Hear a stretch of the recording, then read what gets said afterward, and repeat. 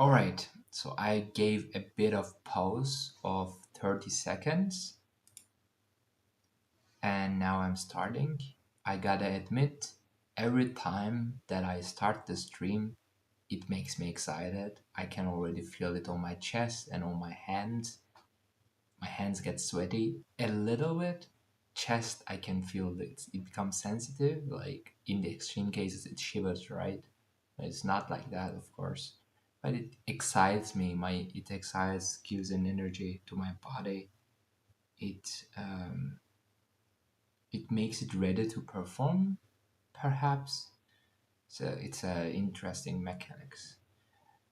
I gotta admit, I saw in some videos, in some streams, people say, "What is this?"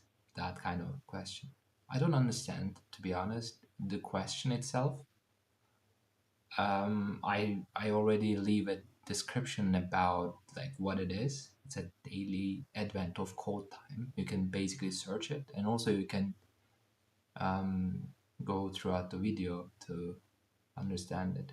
Because I sometimes care about these questions, but then I realize I don't know how to help them with that questions. It happens quite frequently that I noticed, but I'm just doing the streamings, to be honest, mainly for myself, just to motivate me to keep on doing these challenges. And I would also like to watch some of my friends, colleagues to do such live streams and follow their thought process. I've been watching some streamers for a while, not a lot, but the classic ones like George Holtz and there's another very famous Turkish guy.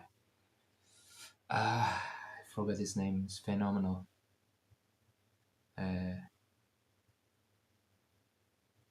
I yeah, I something. I forgot about this dude. It's phenomenal. Yeah, that's why I do it. And let's focus on it again. Let's continue with the advent of code. We've remained, we, yeah, the remainings are 6 and 7. We have about 3 hours. I think we can solve these two questions within that. Perhaps within an hour. I don't know. Depends on the complexity, right? Okay, so let's go with the day 6, trash compactor. After helping the elves in the kitchen, you were taking a break and helping them reenact a movie scene when you over enthusiastically jumped into the garbage chute.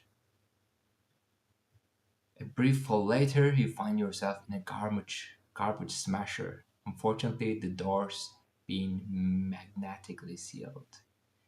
As you try to find a way out, you're approached by a family of what's that? Oh, cephalopod. I don't know. Yeah, I guess.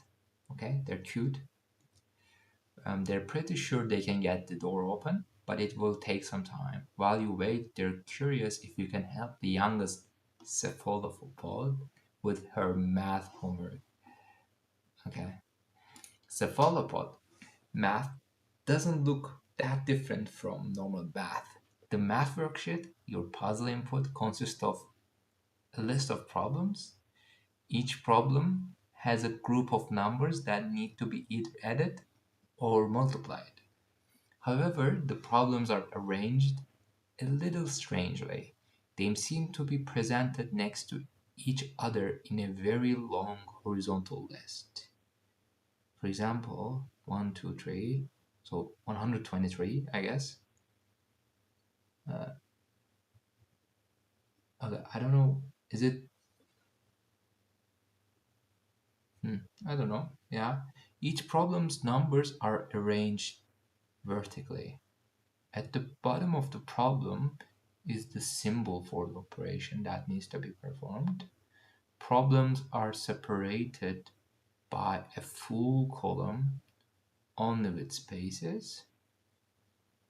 The left-right alignment of numbers within each problem can be ignored. Okay, so this worksheet contains 4 problems. 123 times 45 times 6. Yeah, and yeah.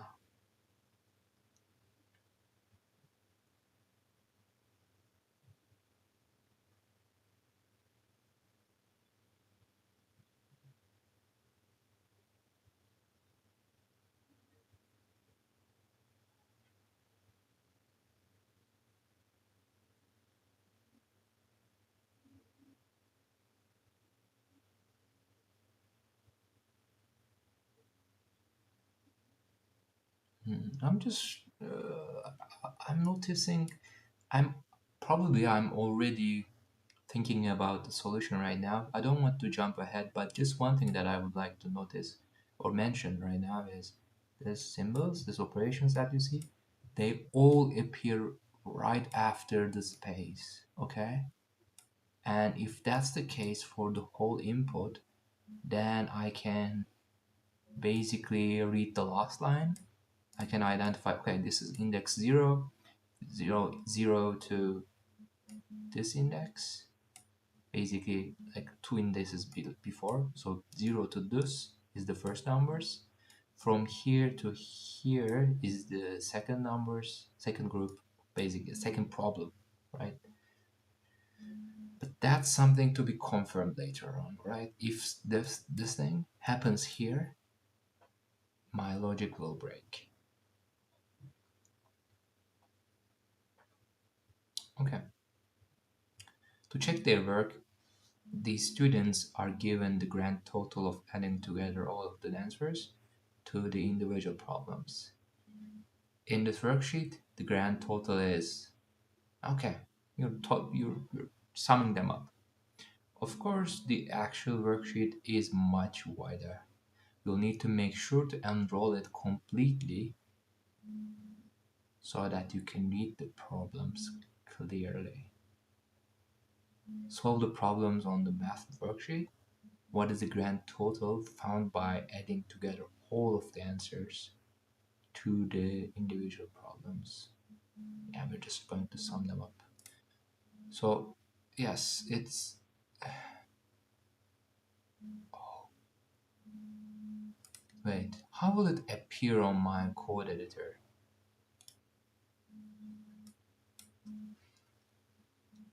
What do you think?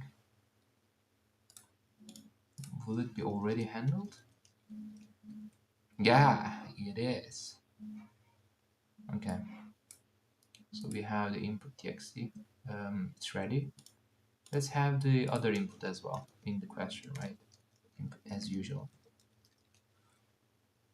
The one here.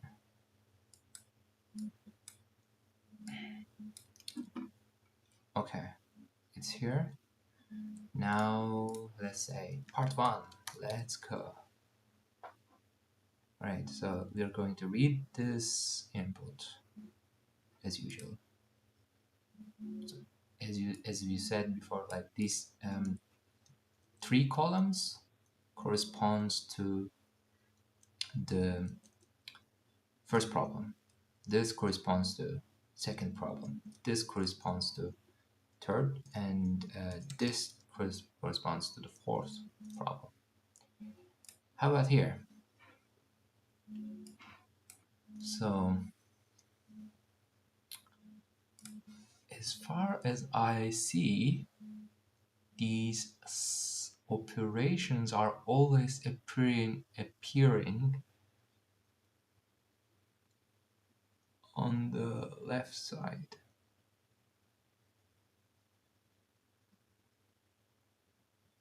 Right? So it, for example, this one doesn't appear here or here. It's always on the leftmost place, or here as well.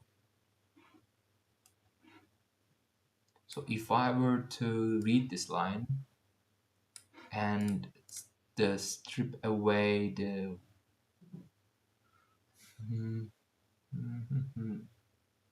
strip away the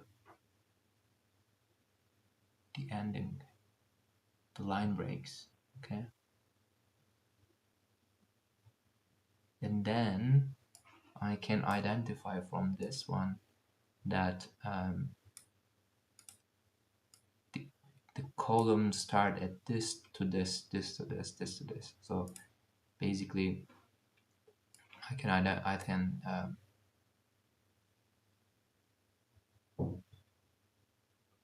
yeah, for example, I can say, okay, the first problem is from 0 to index 2 inclusive. The second problem is 4 to 5 inclusive, and that kind of stuff, by reading this thing. And then I can pass this information to another method that can break down the operands and separate them into like this. We can have like operands list, operands 1, right? And then we'll have operands 2, operands 3, operands 4, and these are the symbols.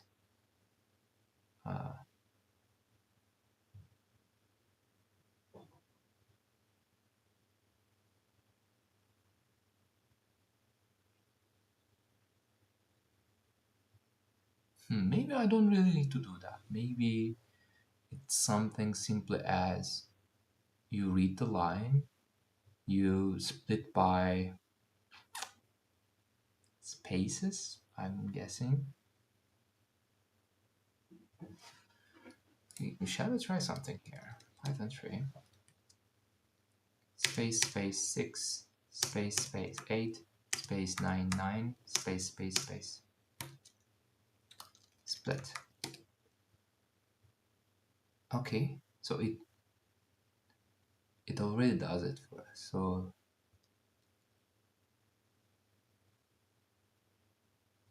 okay, I think it's then it shouldn't be a big problem then.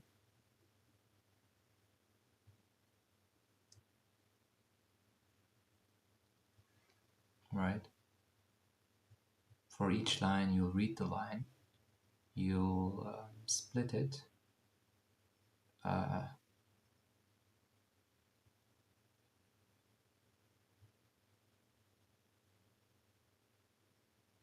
You can replace,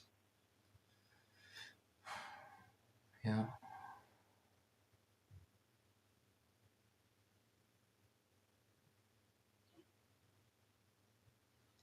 I wonder if what happens here if I call, like if it's like this, right?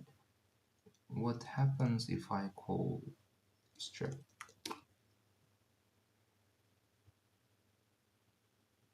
What happens if it's like this?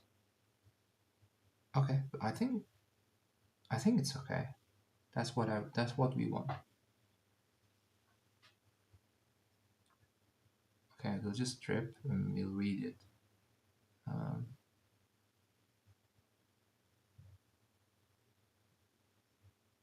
Yeah.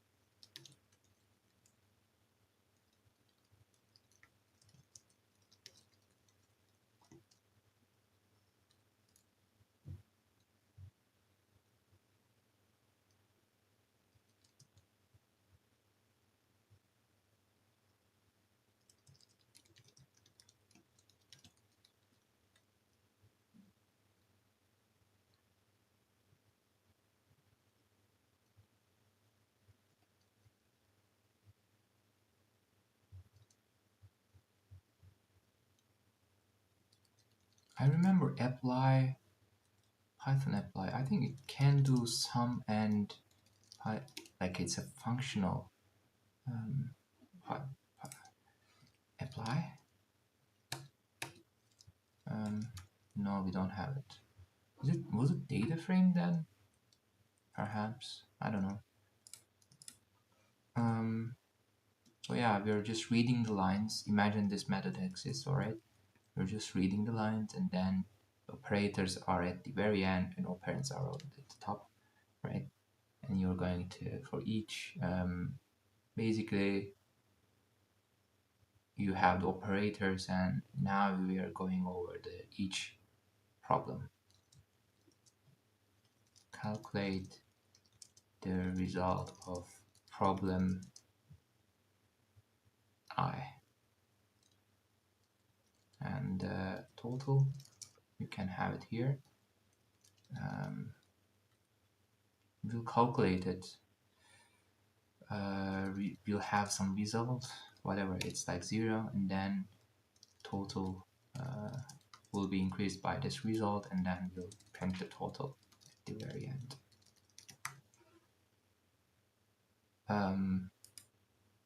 So it could be input text test, for example.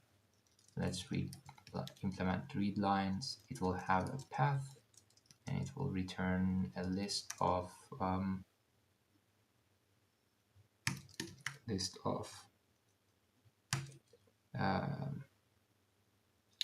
either integer or a string.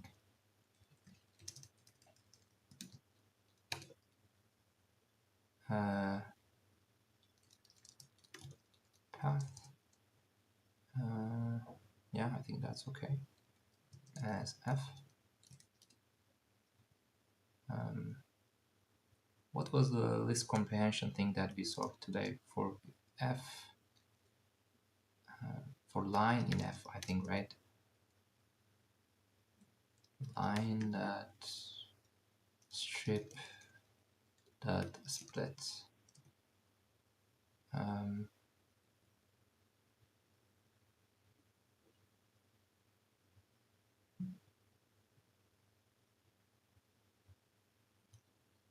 Yeah, lines.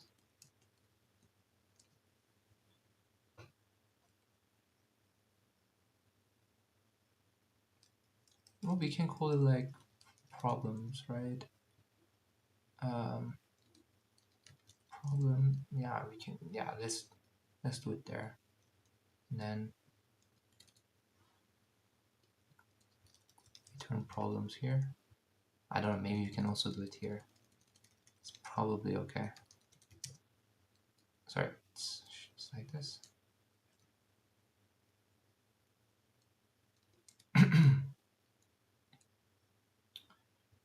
I think it will return strings anyways, and that's okay, I think.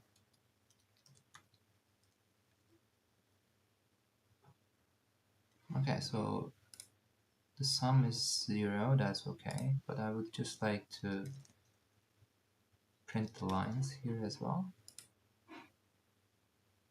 Okay, it looks perfect. And then here on we'll so we have this, and for each one we are going to calculate it.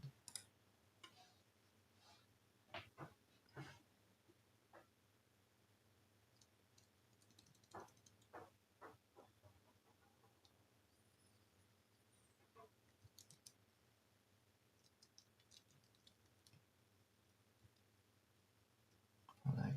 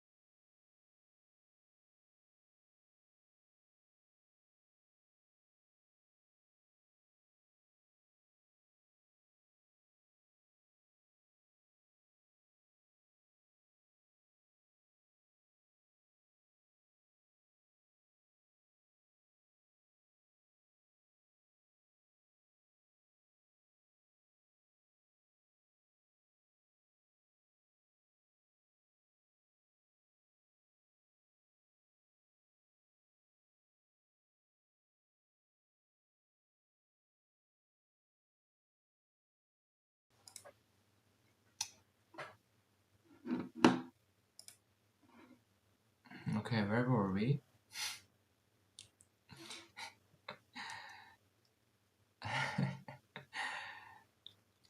Operators I equals to this. Yeah, I don't know if this if I don't think it's supported like that, but I think let's do it like more explicitly. Uh, um, I don't know. I don't think it's possible to have any other symbol there, but it's okay. We can do it like with else if, right? Um, so we are iterating over these operators, right? We have not directly, but we have the I equals 0. So we'll be doing this one. And we are also iterating over this list. So we chose this one first, and we with I equals 0, 1, 2, 3, we're choosing that and we're multiplying it with result, which makes it 0. That's not right. So the initialization of rest depends on the operators I. If it is this one, it is 1, else it is 0. Here I will call it else as well, because there's no other operator other than multiply and sum, right? Right.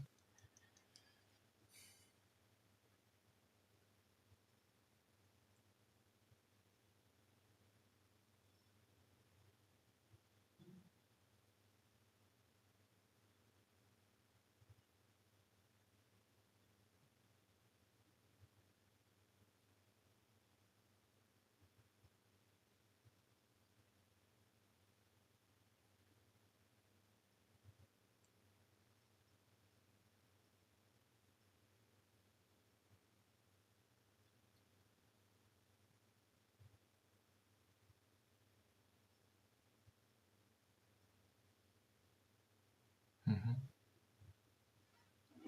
Yeah, I think it looks good. Um, okay, yeah, that's right. These operands are not integers. You gotta cast them to integer.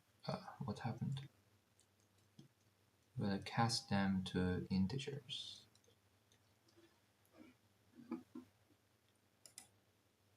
Okay, so for this question, 42, 20, 70, yeah, I think it's right. Should be fine, I would say. We can go ahead and do it for the other one.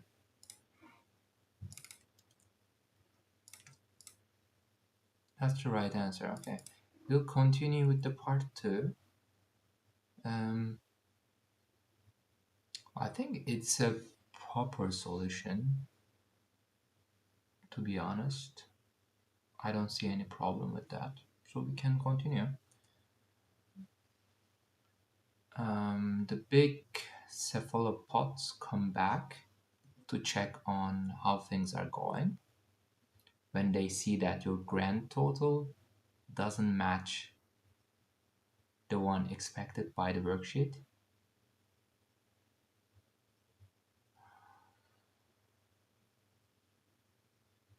they realize they forgot to explain how to read. I totally lost. Wait.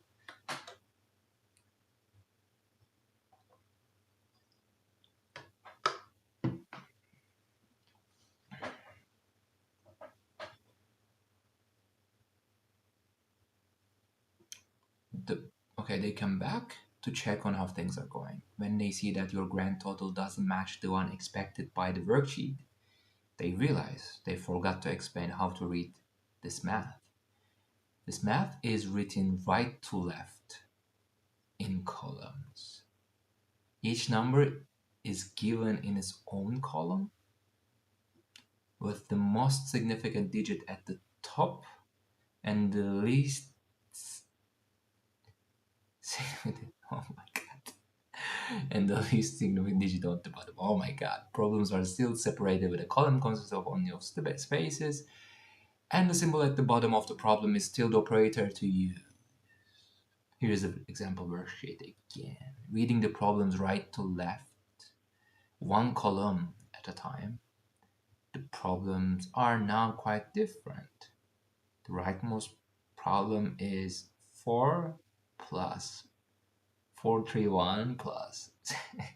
Oh my god. Oh my god. Here it's 175, 53, 581, and 32. 8, 248. The good thing is the order is, it really doesn't matter, right? The order of like whether you read from here or you read from somewhere else. Uh, yeah, it's just a bit interesting.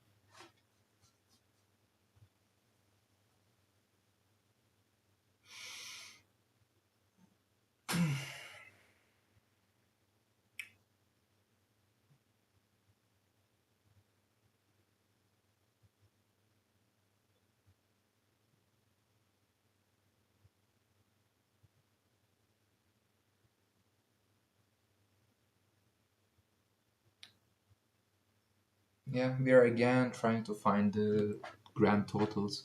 But one thing that reminds me right now is, remember we were reading the input with stripping away, right? Um,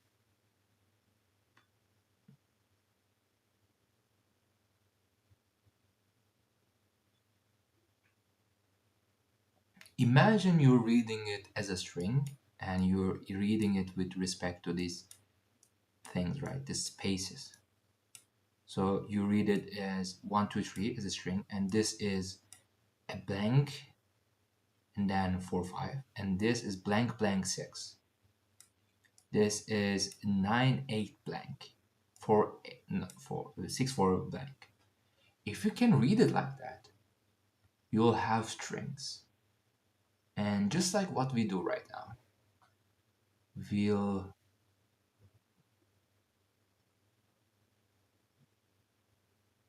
yeah, it will be quite different, but if you can have it in that perspective, it should be easy to do. Let's go step by step as always. As always. Part 2 pi.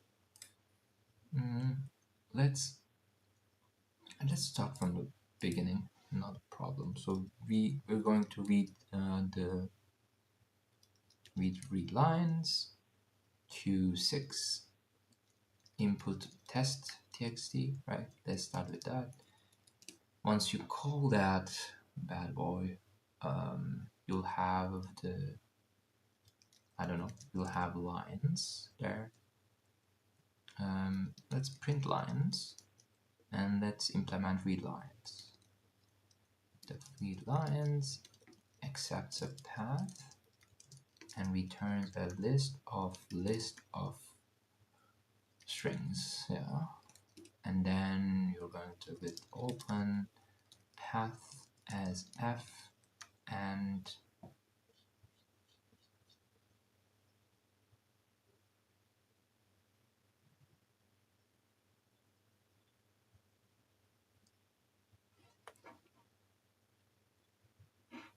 wait, where did we do? Okay, here it splits away this thing as well, right? Sorry, strip. Strip also removes this part, but there's always an operand there. Maybe we don't do a strip, but maybe we can, as we know there is an end, like the last part is like this, right? You can perhaps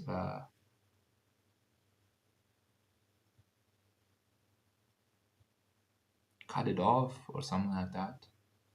Or replace will look for all thing, right? But if you were to,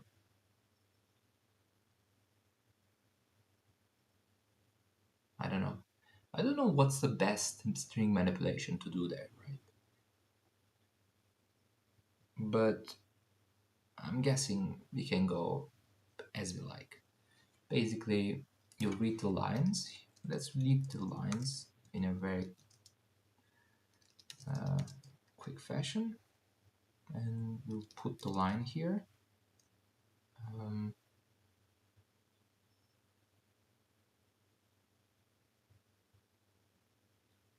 There is if line ends with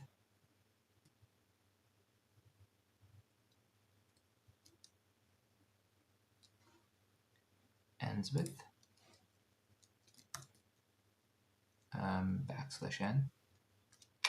What happened? Backslash n. You will do -1, -2, up to that. Else line, and return it, please.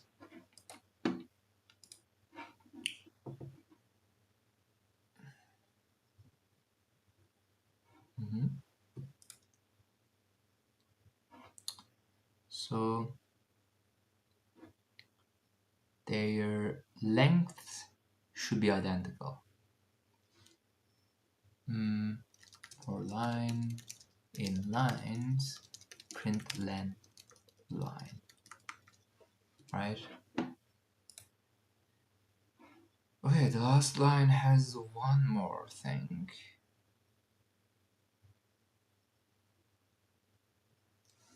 But why is that the case? Did I mess up something?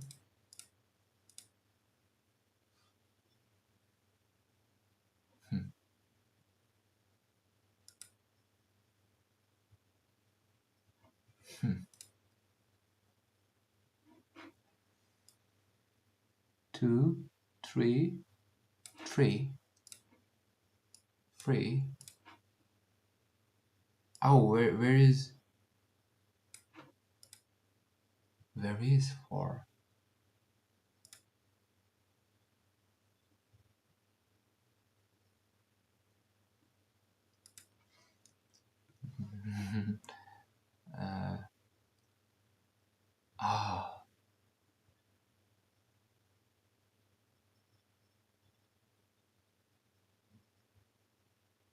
But that, is it like considered as a one character? Oh my god.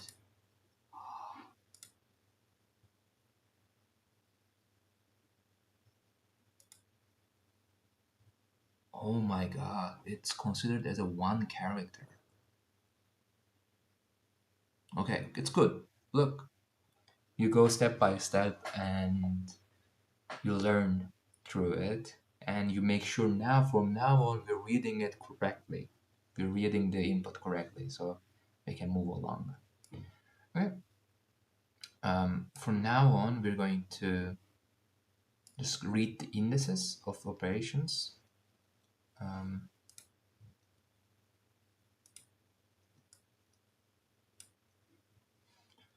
Problem scopes, I would say.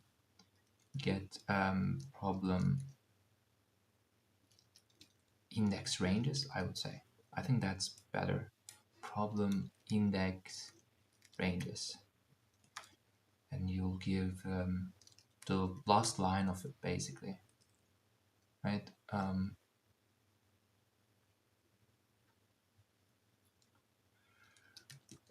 Problem index ranges. And let's write it down. Get problem index range. Or like get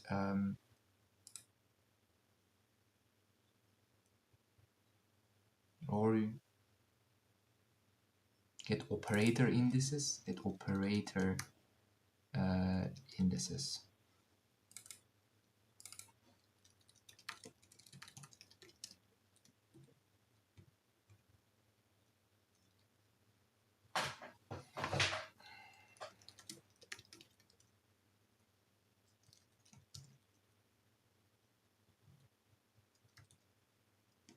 It's not an array actually. It's just I don't know, line or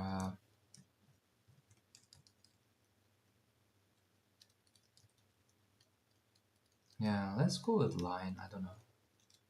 And we'll return a list of integers because they will represent indices. For char in line, or I don't know, for I in range line, of course length line. If line I equals to this, indices.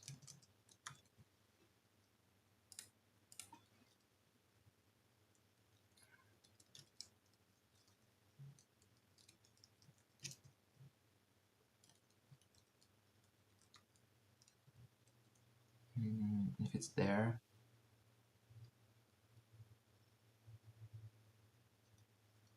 indices that append line I, or no, just I, right? And return indices, operator indices 0487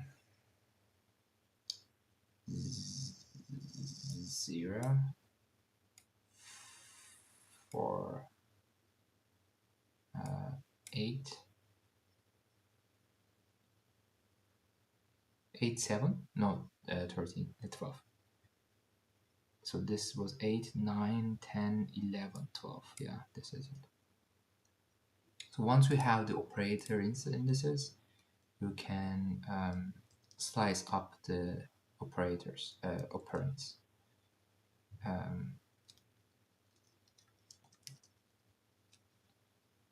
Operands are basically coming from the first lines of the first coming from here, but they're not splitted up into so we can do such a thing. We can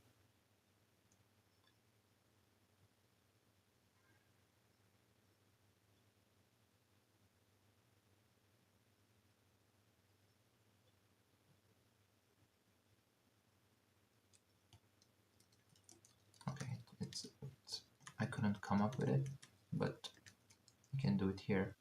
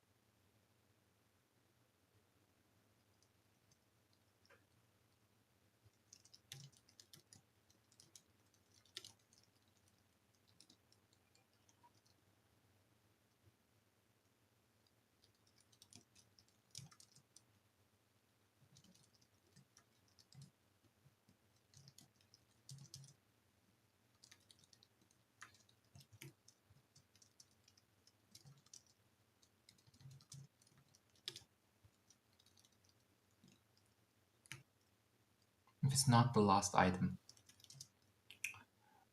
If it's the last item, the mnix index will be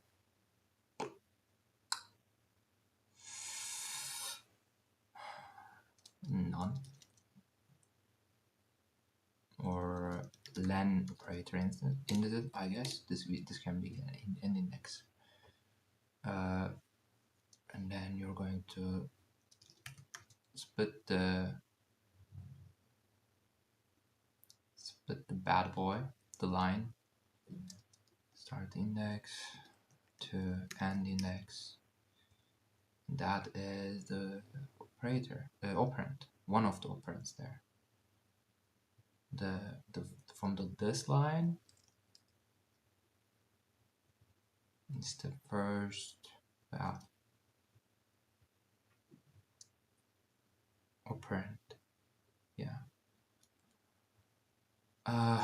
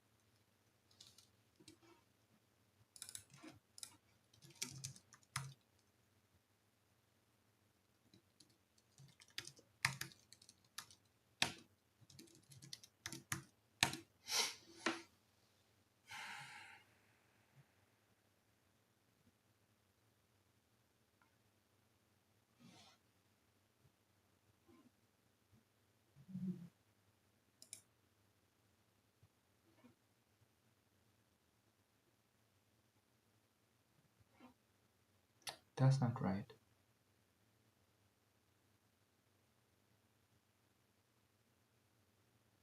That's not right. What's wrong here? Print lines first. So yeah, this is not right.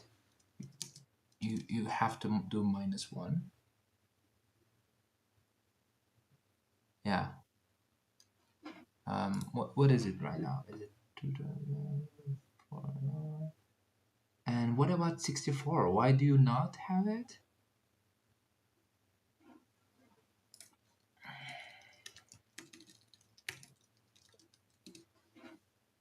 Mm-hmm. 0, 4, 8, 12.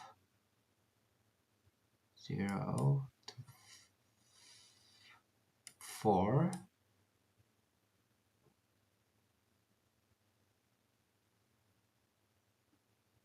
8, 12. Always the last one is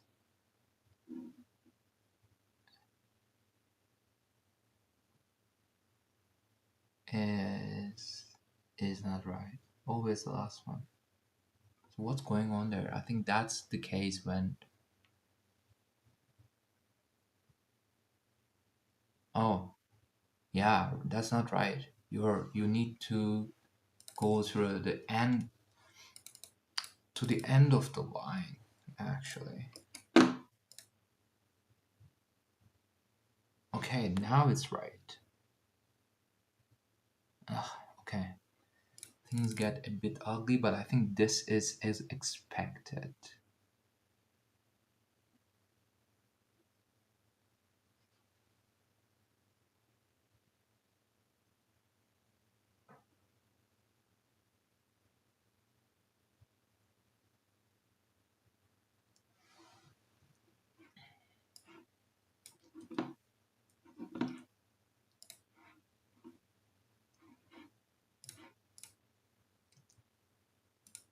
So how does it look? Here, 1, 2, 3, 3, 2, 8, 51, 64.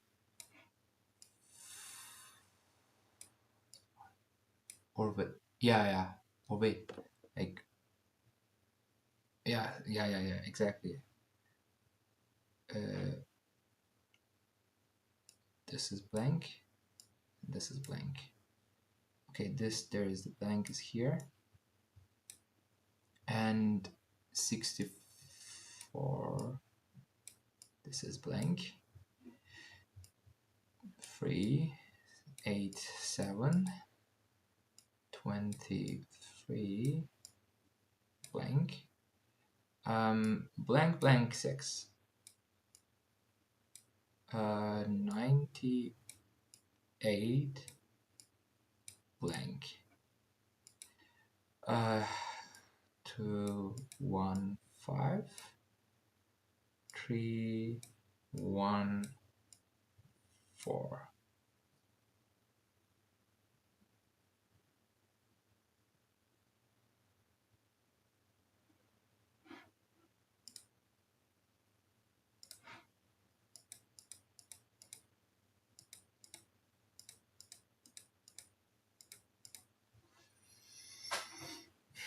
Let's do it. So this is 4, this is 8, this is 11. Yeah, 11. So here it's 8, 13. Oh, it's not. No. Come back. Oh, come back. I made a mistake. So this is actually 4 times 4, 1, 3, 1 times. Maybe I can do it in a text. Sorry. It's basically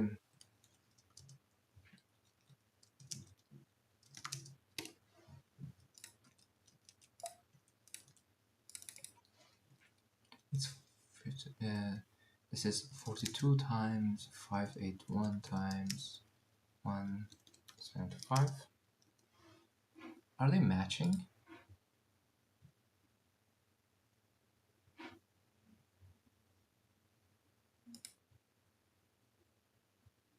Why did I? Yeah.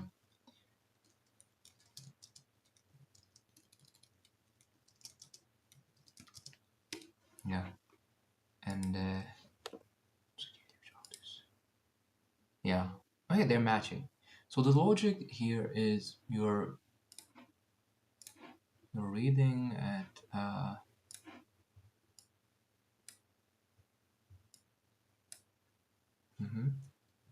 so basically this is a list, right? Basically it's stored like this, and this is the second one, third one, and we will probably have some kind of an I equals 0 for now, and we'll check we'll go over these operands, and we'll also can have like a j as well. So with I and j, you're going to have basically you're going to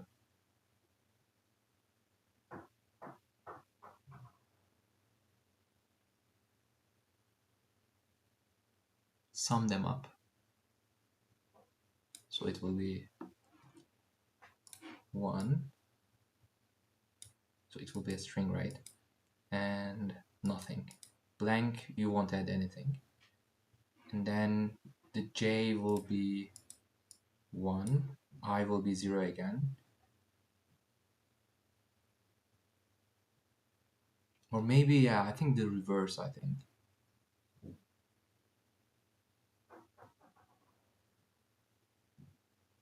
Yeah. This should be the j. This should be the I. I should correspond, like, maybe you don't use I and j, but basically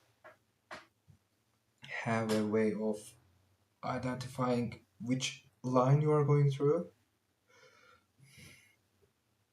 and identify a way of which column you're going through. And for this column is, yeah, so first one was 1, and here the column is 1, line is 0, it's 2, and then row becomes 2, sorry, 1, and then 4, it's end, and this is 3, 5, 6.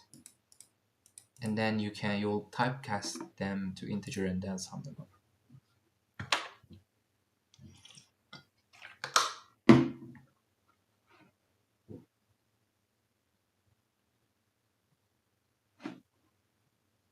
Are we solving the...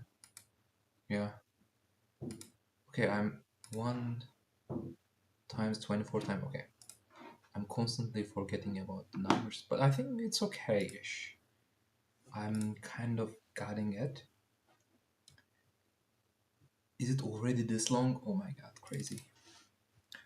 Anyway, so once we have these, all of them, we can go through it. Basically, we'll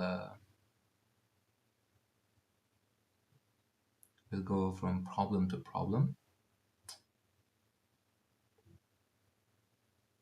right?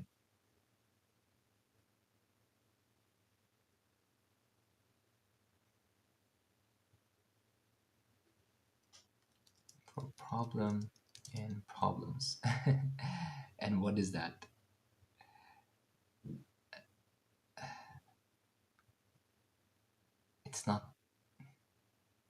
It's not iterable in that way.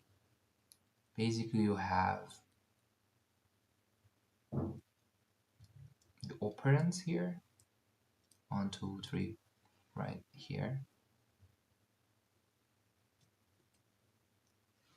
So let's have more like for row in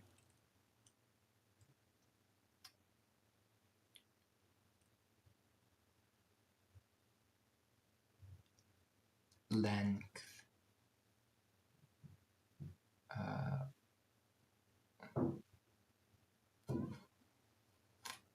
operands, I think, yeah.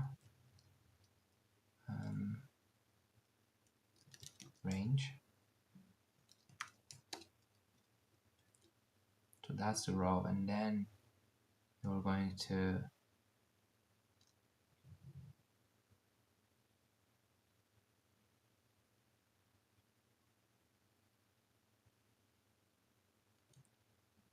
but I think before row you have to say here is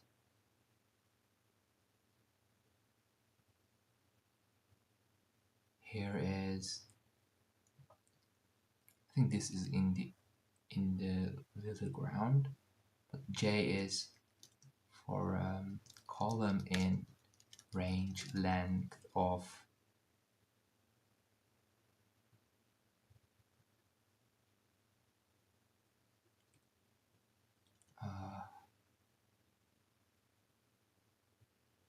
I think they're identical, so it should be probably operands 0, the first one.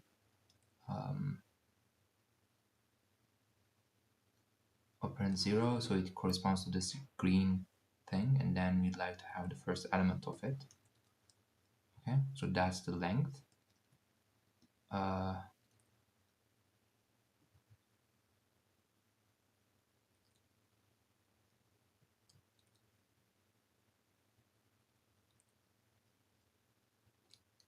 I don't know, you can construct it number, right? It will be a string. Or what was this animal name? Cephalopod number. Basically, you'll keep on adding it. If this operands on this row on this column, wait, you, oh, wait.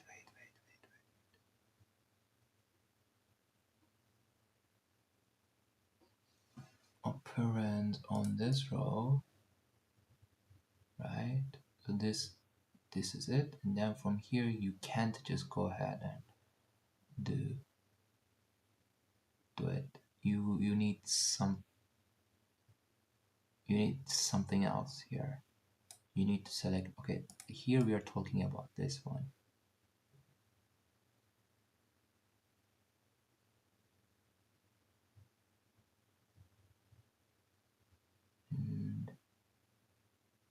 And then you'll use this one, and then you'll use this one. And so between the column you need something else as well. So for column, for what's this? So it's not a number, human number, or like,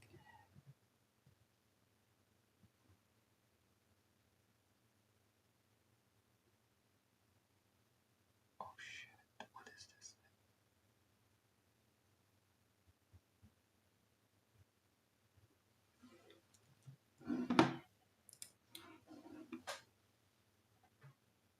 So you first, yeah, you're going over this thing basically, but it's not always the same, right? This thing is not going to be identical. It really depends on which one you take.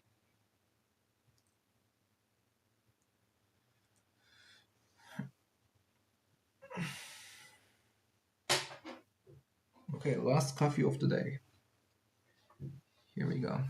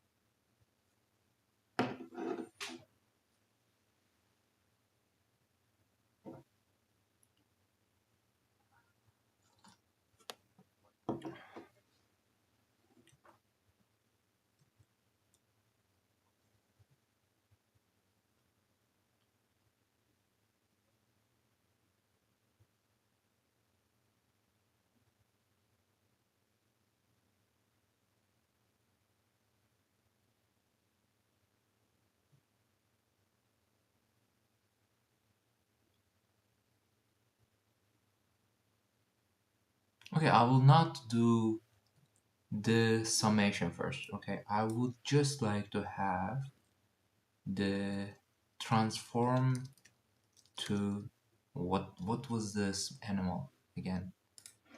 Cephalopod number. Um,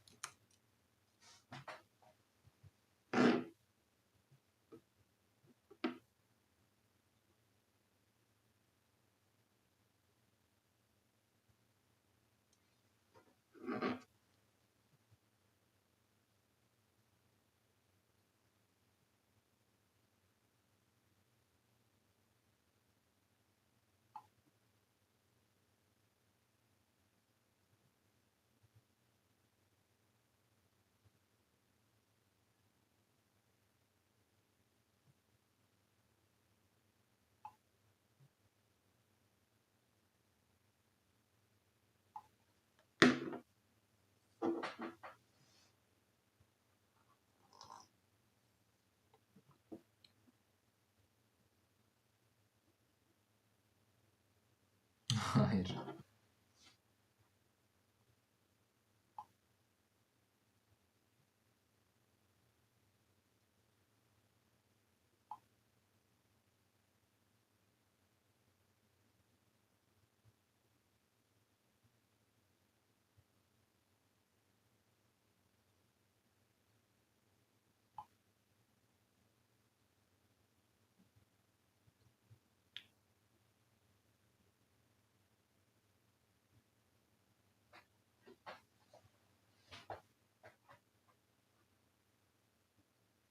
Alright, so just to remind, this is a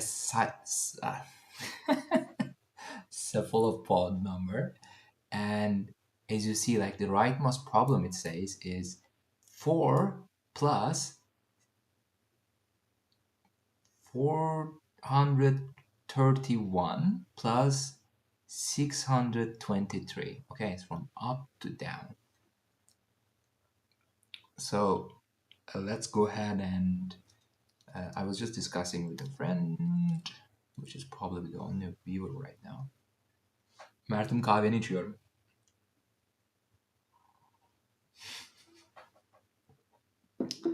Okay, so let's go. Okay, once we have the operands and once we have the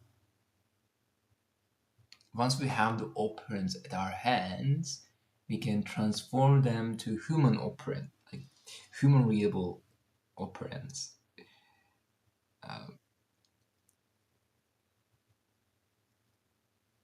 Let's call it cephalopod operands, okay? And then we'll transform to human numbers, okay? Human operands. Why am I laughing so much? Did I lose my mind? Okay, that was not necessary shouting.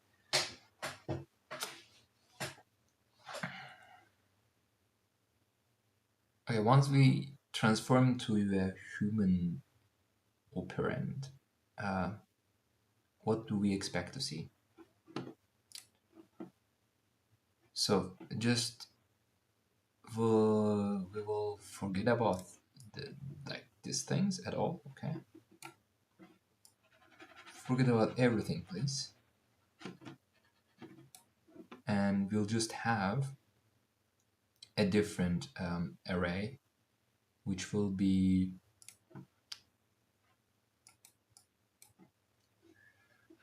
it will be the following. It will be 1, 24, 356.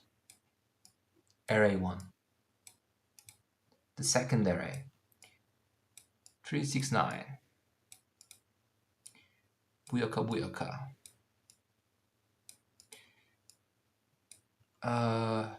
And 8. Here it is 32. Sorry for the numbers. It's 5581. and 175. Okay, all right. And here 623 431 4. Good. So this is what we aim to transfer it to. And thereon you can just like for each operand you'll just like multiply this thing. For this one you'll supply and this one you'll multiply and this one you'll sum again. So you have to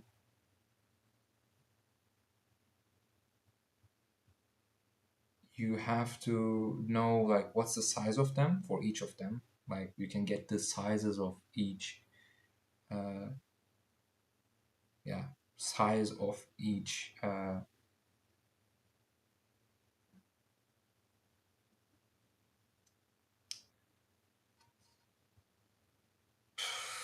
it's animal number. Okay, once you have the size, you'll iterate over it. So it will be the first upper loop, and then in the inner loop you'll go over this lines, and you'll construct this thing, and you can save it as an integer directly. Okay, once you have the human operands, as I said, we'll go ahead and do it, but it's not super limited. Let's print it. Let's go step by step as we've always done before. Transform to human operands.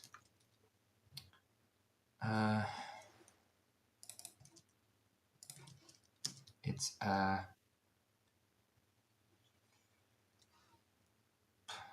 why do you complain now? Okay, I know. So it's in this format.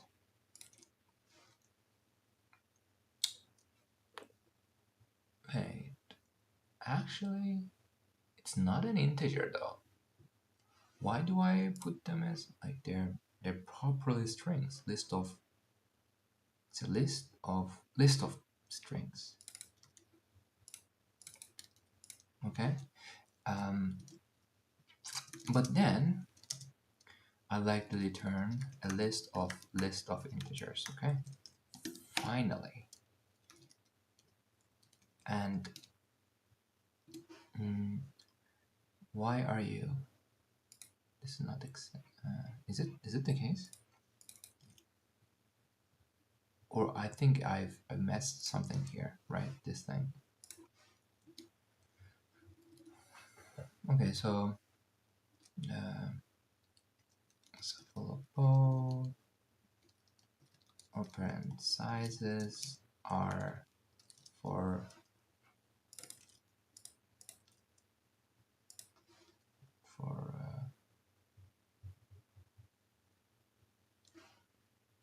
independent from like the first one. Take for num in operands then num.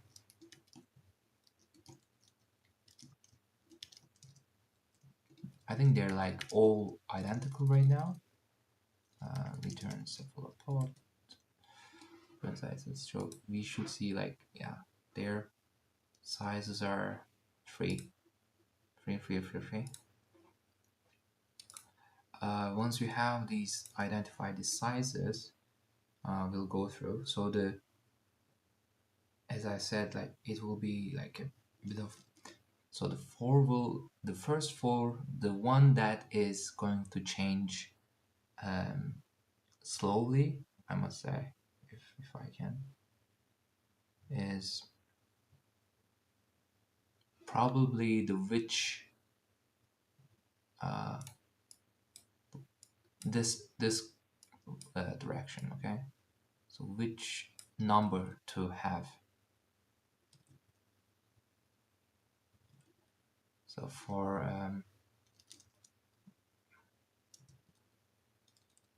it corresponds to what actually? It corresponds to our human operands, or but let's call it I. in range, then the length of it is this one. Yeah, I think that's one. Yeah, that's the upper one. For each one, you're going to select these things. Okay.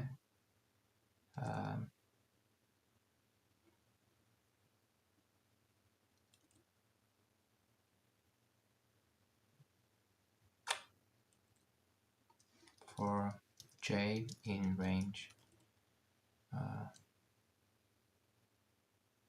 you first go from here and you will have this thing, and then you go here, right? So basically in range cephalopoprint sizes, and I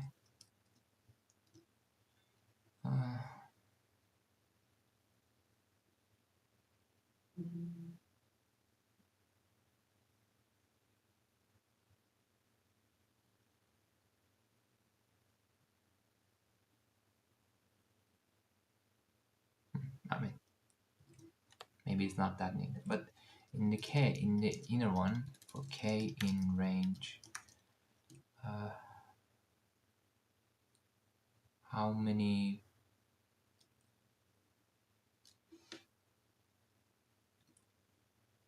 Wait, no, this is not right. Cephalopoprint sizes. You have to check the first one sizes, right? Okay. It's going through this one, right? But here in this case for K, it gotta go from the green thing basically. So it's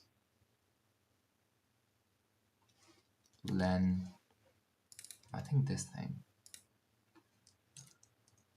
Oh my god. I'm just in pain right now.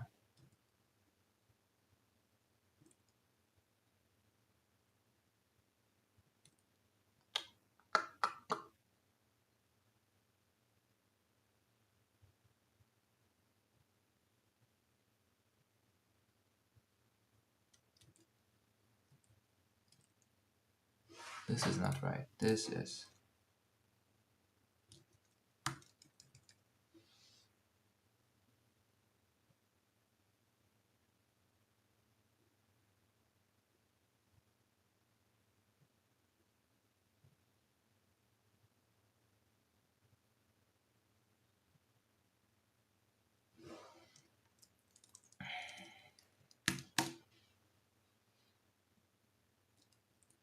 I don't know what.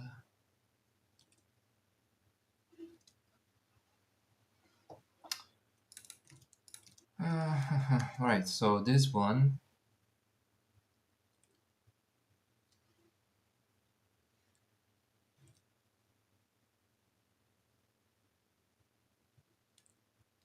this is used first. So this, we're going this way, and then we're going to use this thing, this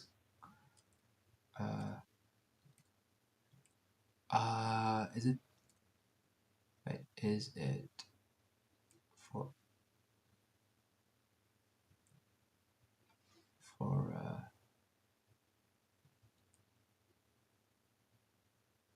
so this should be the inner one, right? Iterating over this. So it's this one K. So it should appear at the very last thing here.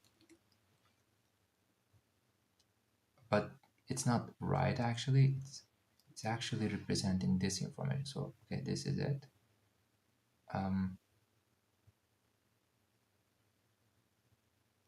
So the I was, is it 0 right now, right? This is 1, this is 2, this is 3.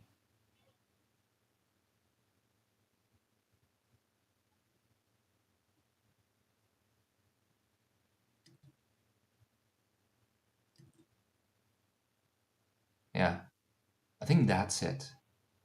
I you should use, and J was iteration of this thing, over this line.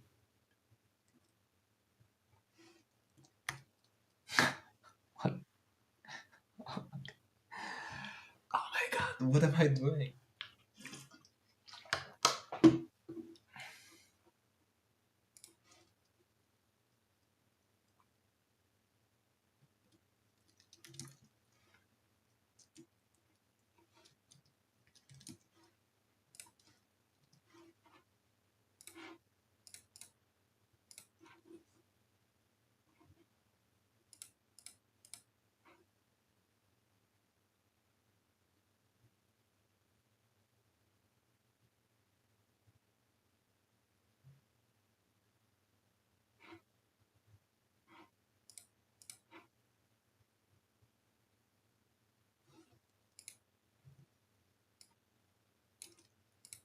So it was the first one. Now it is empty. Now it is empty. Okay, and given that this is the whole structure, that's expected. Okay, let's go ahead again. Now it is 2. That is right. Oh my god, I think it's correct. Amazing though. 4, yeah, that's right. And the last one should be where? Empty, right? Okay, I think it's working fine. Shall we go ahead and do it again?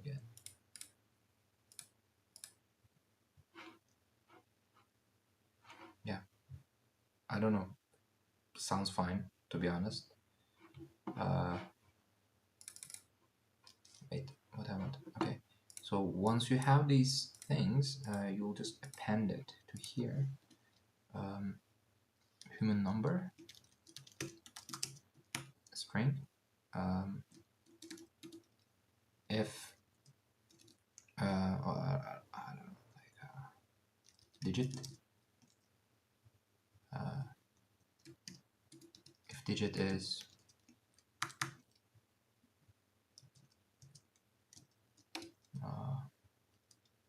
continue, else just bang it on to the human number.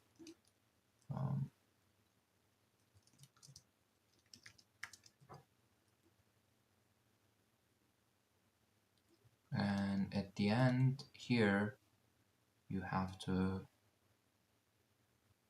append this thing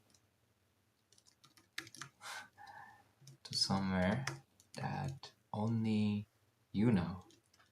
Only you know. I don't know. So yeah, I think something here. Some array.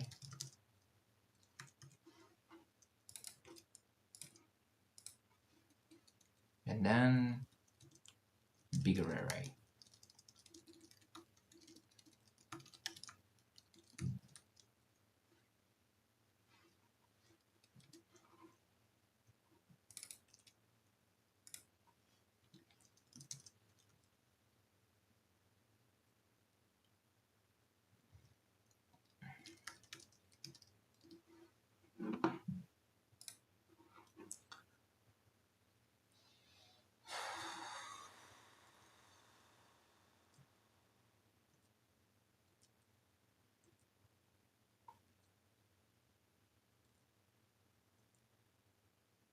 Yeah.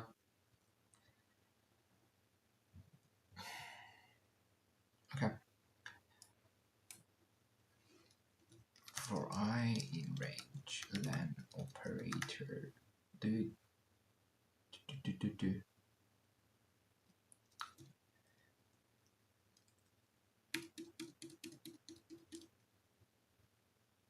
I don't have the operators right in. Yeah, I have their indices, but I don't have operators. But I think it's easy to have. Like we can take the last line, we can strip it. Do we need to strip it? I don't think so. We can just directly split it. That's the operators. or you can just call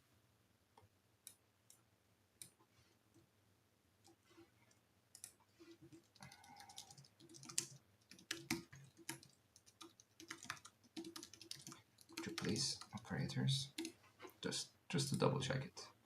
Okay, once we have the operators, we have that much operands as well. So for I in range, then operators.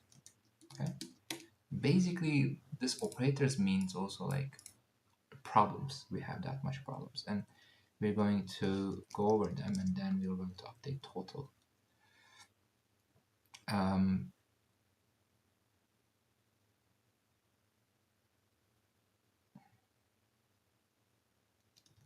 Operator is operators I, and for human operand, I think, yeah, human operands list. Yeah, it's a bit, I think, yeah, like hit this, and then for operand in human operands list, if operator is this bad boy, result should start from 1, else it should start from 0. And if operand is this bad boy, you're going to multiply this thing with the operand. Sorry, operator. Else you're going to sum this down.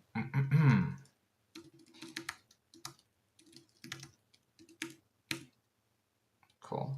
Then we're going to take the total with the result, and we're just going to print the total.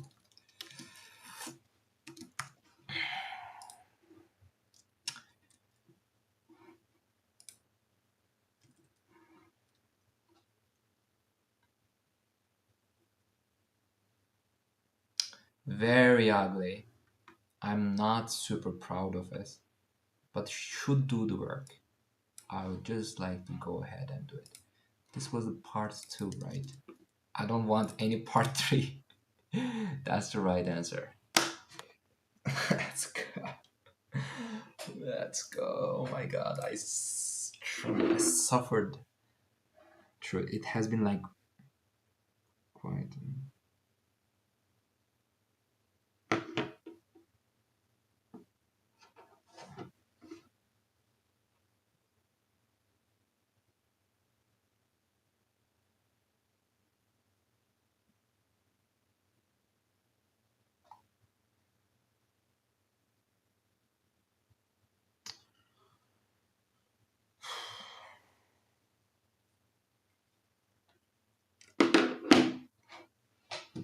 I'll be back.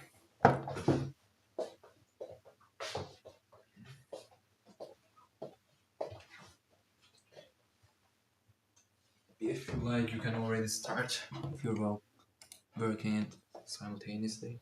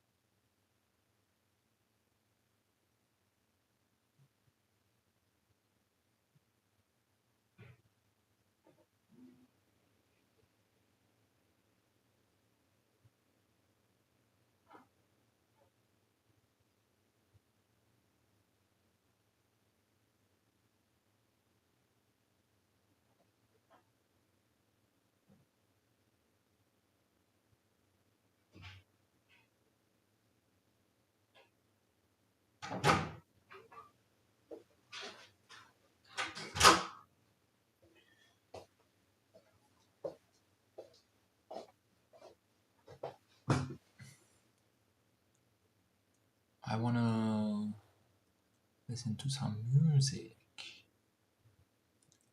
All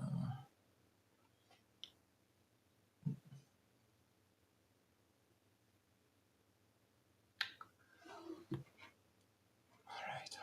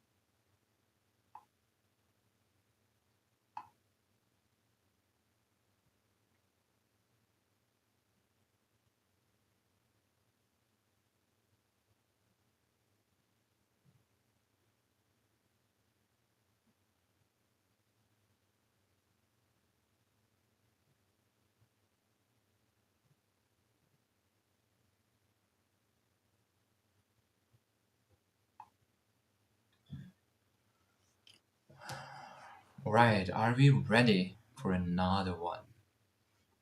My throat is it's a bit sore right now. I'll read in silence.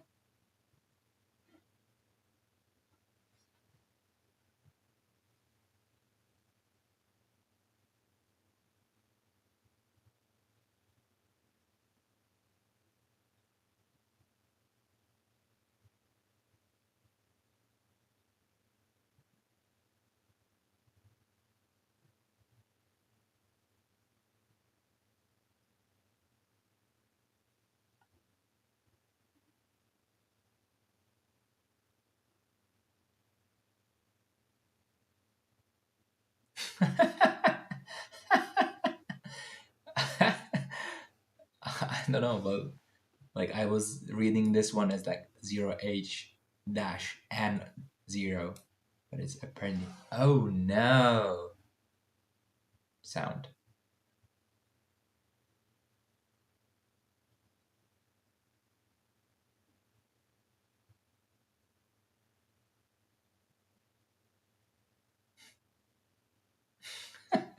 I don't know. It's funny. I mean, it's a proper error code. I like it. Like, what is these numbers you're talking about? Like 500. Ah, this one is better.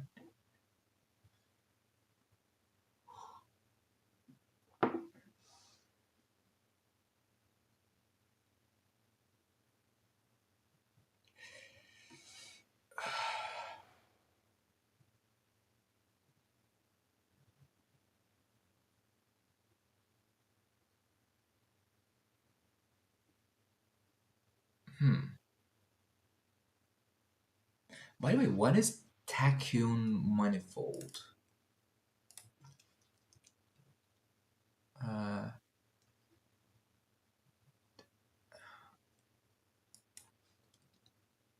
uh, what is that?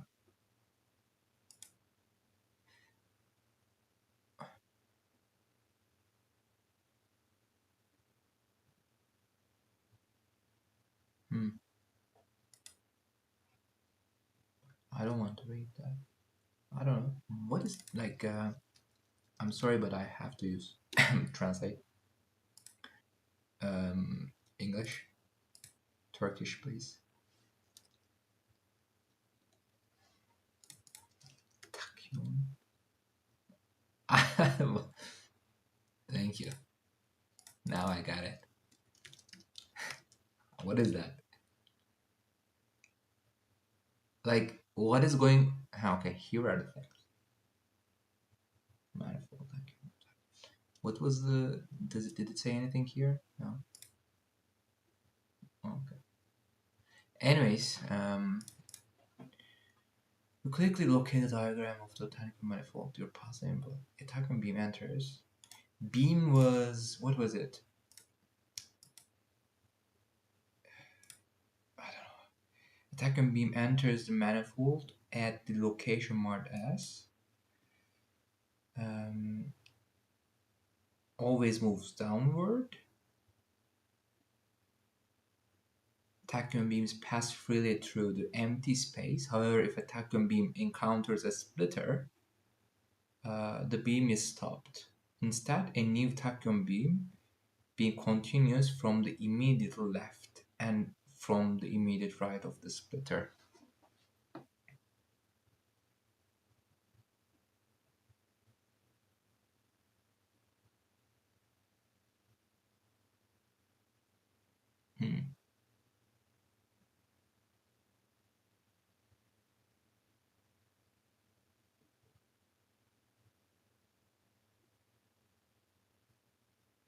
Hmm. Mm-hmm.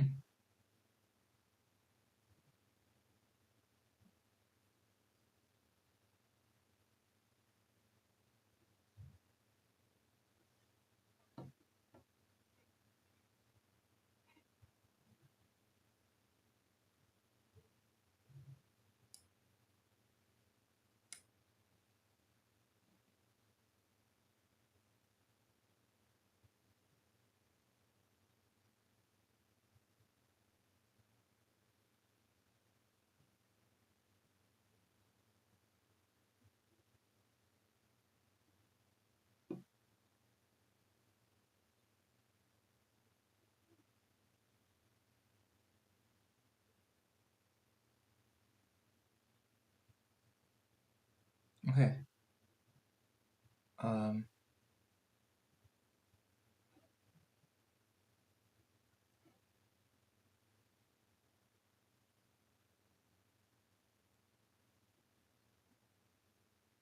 this is split 21 times. Because 21 times, basically like there are like 22 here, I think. And only 21 of them received a beam. So this one, I think this one didn't, and therefore we don't do anything. But the thing is, basically we're going through this grid, right? From line by line. So it starts here, you see the start line, and you know basically the column, right? You go here, you know the column. You go here, you know the column. But oh no, there's something going on there. Now you have two columns here, informations. Let's say it's 8 and 10. You know the columns, you extend them. You know the columns, you try to extend, but oh no, you can't. So therefore you have to split them. So this one will be 7, 9, 11. Oh, my throat.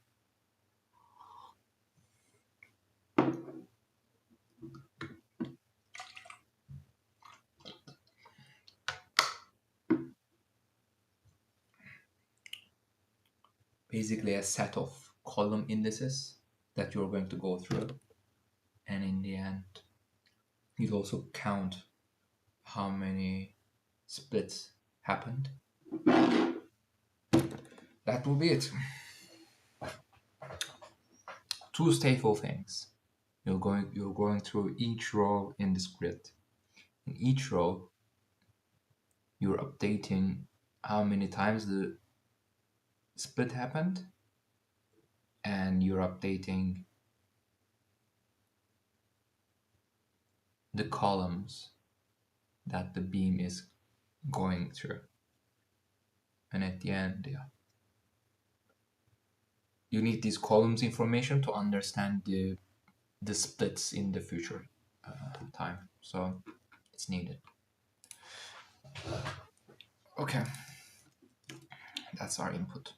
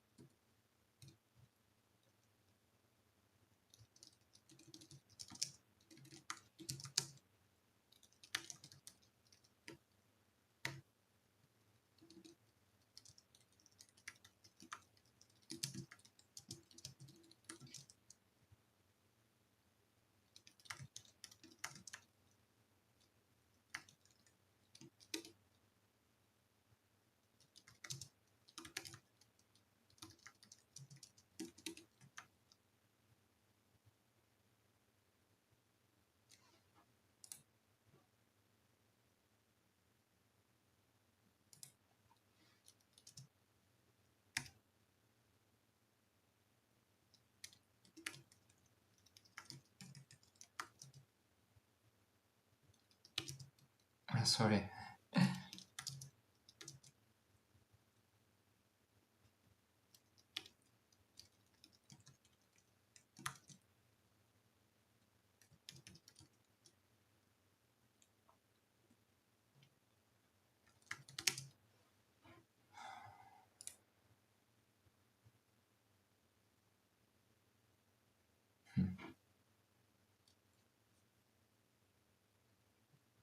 Something's wrong, right?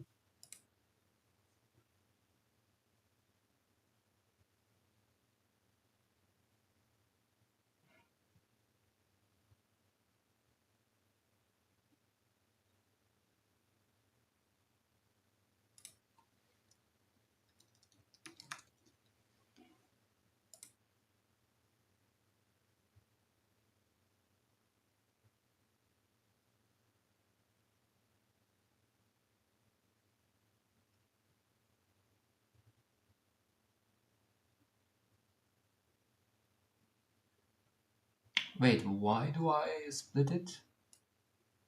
That's not necessary. Yeah. So for example, if I were to read the grid 1, it should be yeah, like this.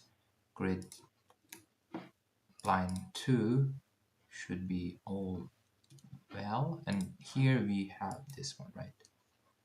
And it's 1, 2, 3, 4, 5, 6, 7, 8. 1. So 1, 2, 3, 4, 5, 6, 7, 8. Okay, good. That's good. So we are reading it correctly.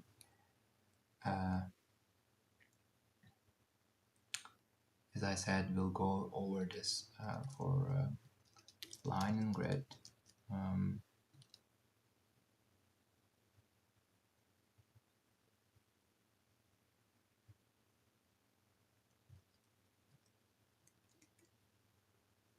For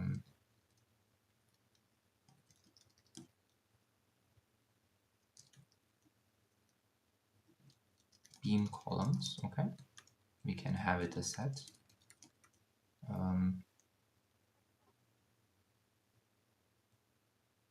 Yeah, it will be an integer. For line and grid, you're going to check for beam column in beam columns if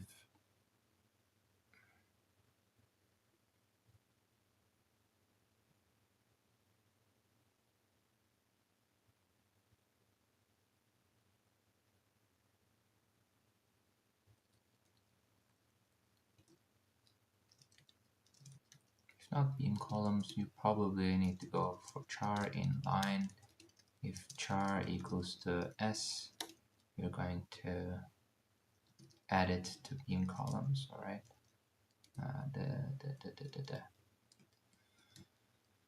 For index in line, range len line, beam columns, add index.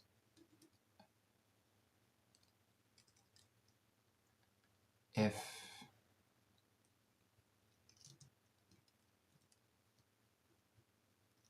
line index equals to s, otherwise you're going good. So yeah, this is the initialization part.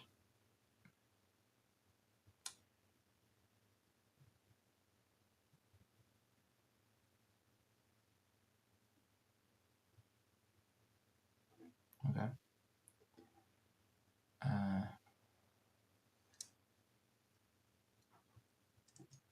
For beam column and beam columns, you're going to check if line beam column has this bad boy there.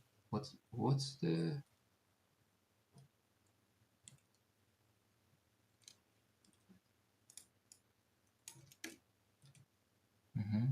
splitter?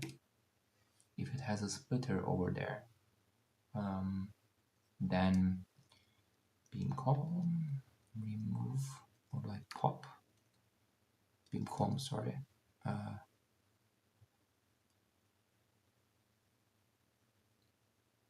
think remove also exists. Removes.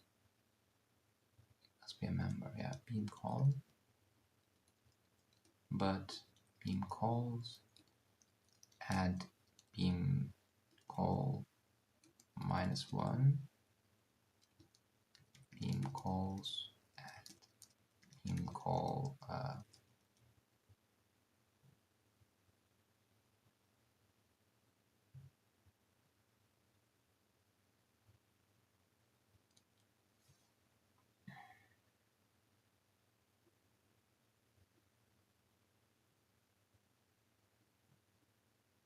But you also have to check if it's outbounds or if it already has a splitter there.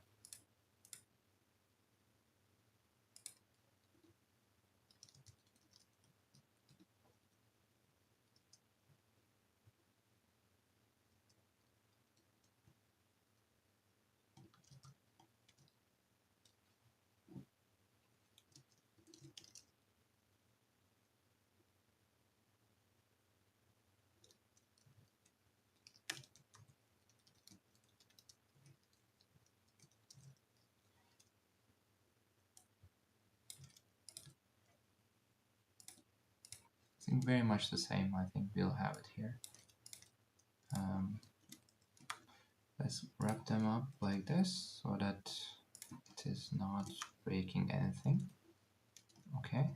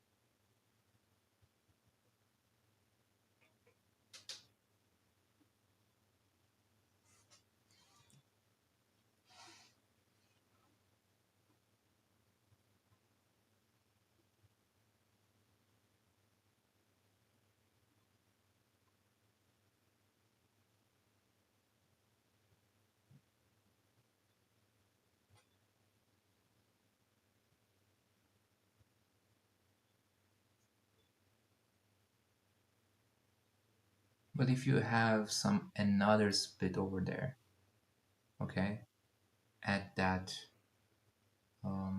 thing, what happens then?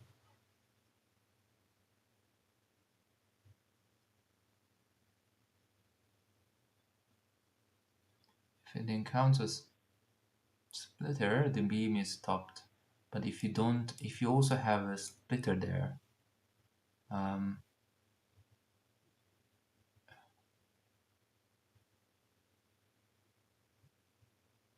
yeah, it doesn't say that. Should we increase in that case? I think it's not being splitted, right? So I think it shouldn't increase in that case.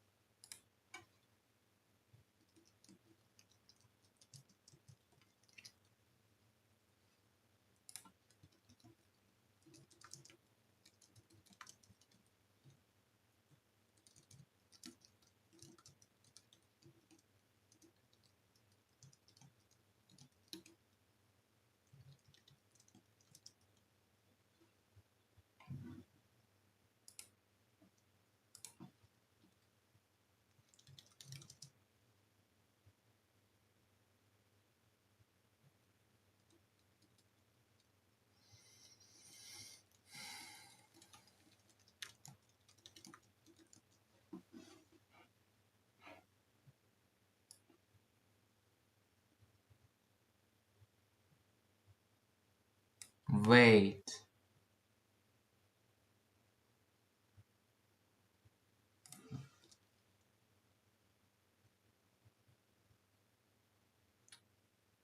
I think this is really, really, really not efficient. Let's do it above. All right. Um, maybe something like here. Uh,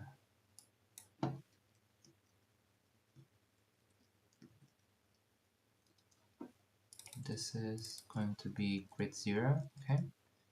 And you're going to range over it and grid 0 index. If it's x, you're going to add it there. Can it have multiple s? We can also check it here, right? It has only one. Okay, that's good. That is good. For each line, it goes like if there's nothing there, or if it's not that, it just continues, right? There's nothing to change. But if it's there, we're checking, we're moving it from the beam columns, and then we're adding the -1 or +1 depending on the case. So I think this should be. I think yeah, this is important. What did we do here? I think it's okay. Set change size during iteration. I know this error from someone.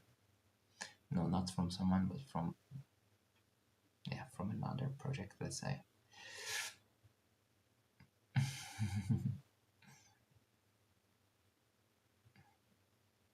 Okay.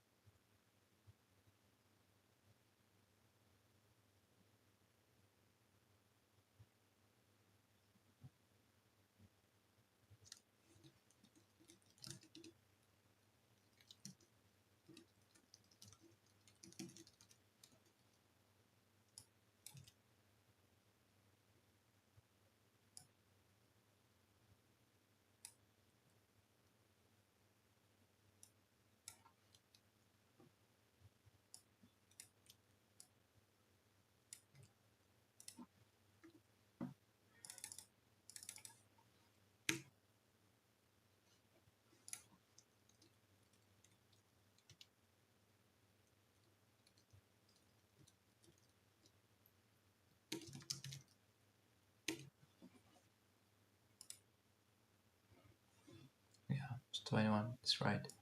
Shall we go ahead and do it for the whole? I'm not sure actually. Let's see. That's the right answer. Okay, that's good. I don't care. Good. Let's go ahead and do it and close the day.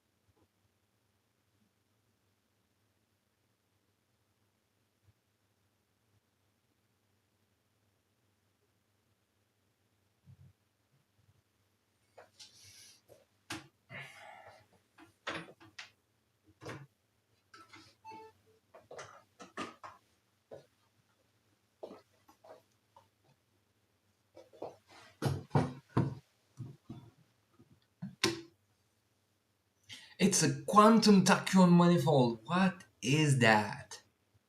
Literally, like, I didn't understand tachyon manifold. Quantum. Okay, let's go. With a quantum tachyon manifold, only a single tachyon particle is sent through the manifold. A tachyon particle takes both the left and right path of each splitter encountered. Since this is impossible, the manual recommends the many worlds interpretation of quantum tachyon splitting. Each time a particle reaches a splitter, it's actually time itself which split. In one timeline, the particle went left, and in other timeline, the particle went right. Oh my god, this dude that wrote these things, great, like, is good. It's very good. To fix the manifold, what you really need to know is the number of timelines active. Oh my god! After a single particle completes all of its possible journeys through the manifold.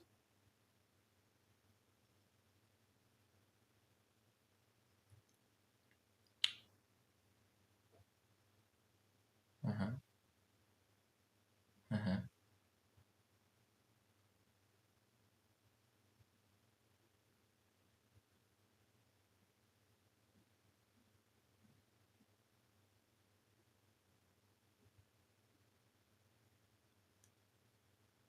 Uh-huh.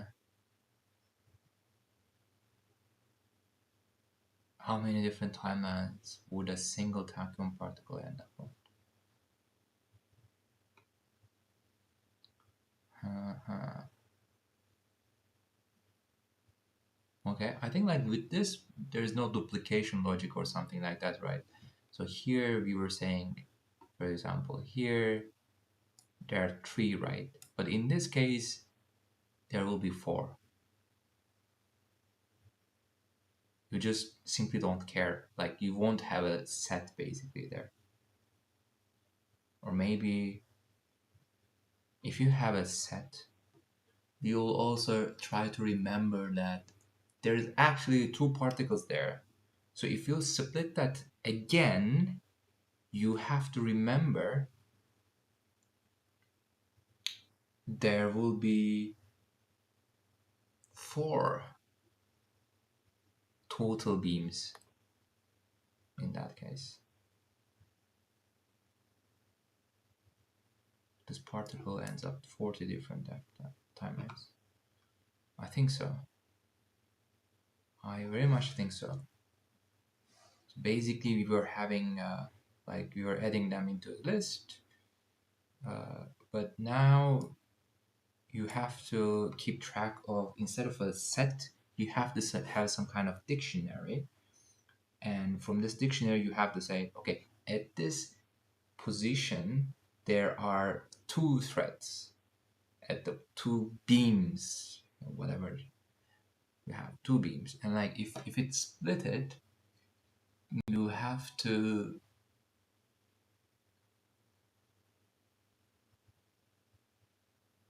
add 2 of them to the left, 2 of them to the right as well. And they can collide, and that's okay. I think it's okay. I mean, the logic should be okay, hopefully. So basically nothing, like, so we won't have a beam concept. We'll have some kind of a dictionary, okay? And the first one will is an integer to an integer, how many times it appears, and, like, beam columns to frequency. No, like not frequency, but like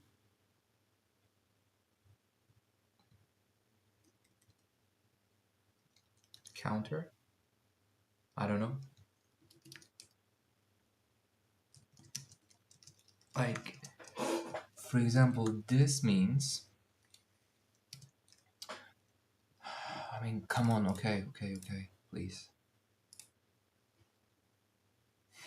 5 to 3 means at column 5, there are 2 different threads / timelines. Okay, so you'll add it to your counter and you'll add it as this. Okay, it will start as 1. That's the setting point, and then we're going over this. We are new beam columns or whatever it is. I think maybe we don't need this thing anymore. Let's see. So you're going over the beam columns counter, and you have the beam column, and let's have beam column counter as well. Count, right? Let's have it items of it, right? And we're going to check, okay, if there is something there, it's submitted false. Now we're going to check if is there something there or it's out of bounds or not. Okay, if everything is good, we are going to do, we're going to set it is submitted to true. That's okay. But also we'd like to set this thing to what? Basically, you're going to increase it.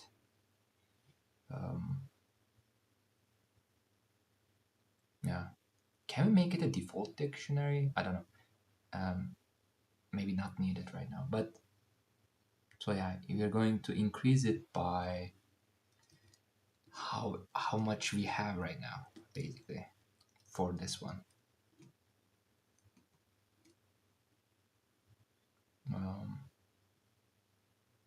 Just the 2. Okay, we're going to do it. Fits.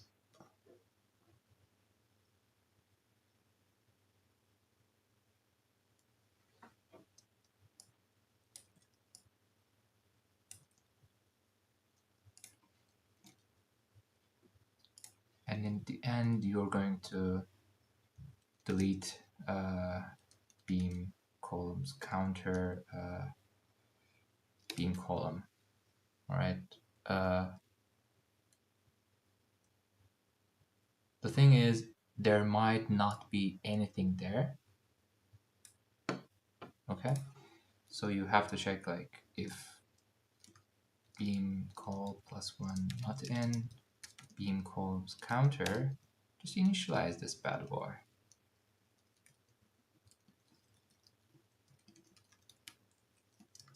2 0. That's it. Okay. Simple as that. Same here. Okay. Should be it.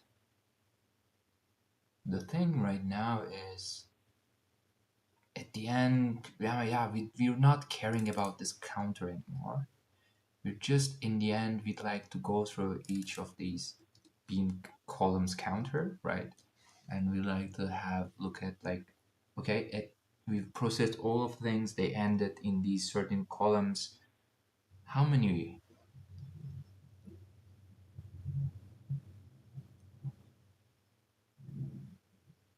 Okay, how many? There was some sound coming from neighbors.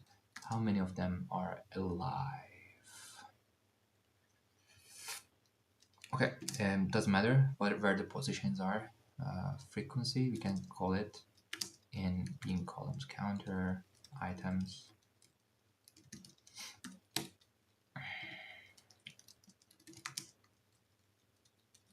Total frequency, not the frequency, but like the count. I think is better. Sorry. Count. This is count. Come on. Print total, please. Righty. Okay. So counter is increased.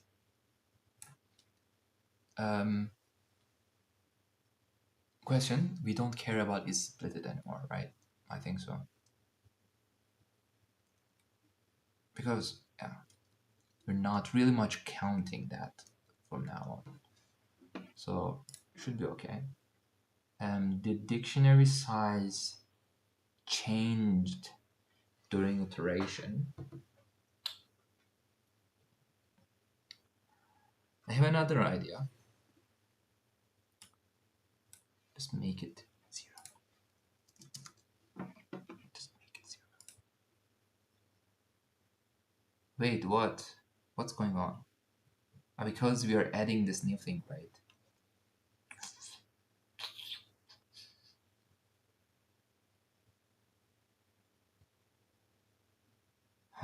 Okay.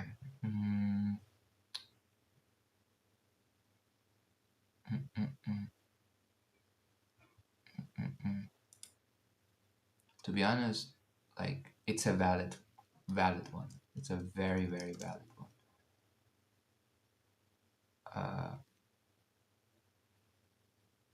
So yeah, you're going through that, but meanwhile you're adding new things, right? But if you were to have the beam columns and their counts, right, we can access them. So I think we can dot keys and make them a list.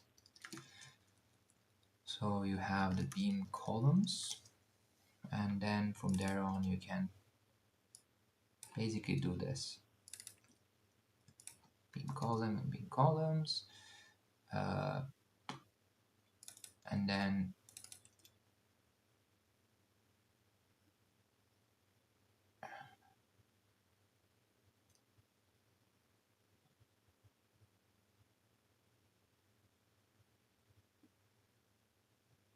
oh, okay, we were already using. Okay, I think this should work then. Okay, that's the whole result. Let's have the test one. It's 40. Okay, I think this is then correct.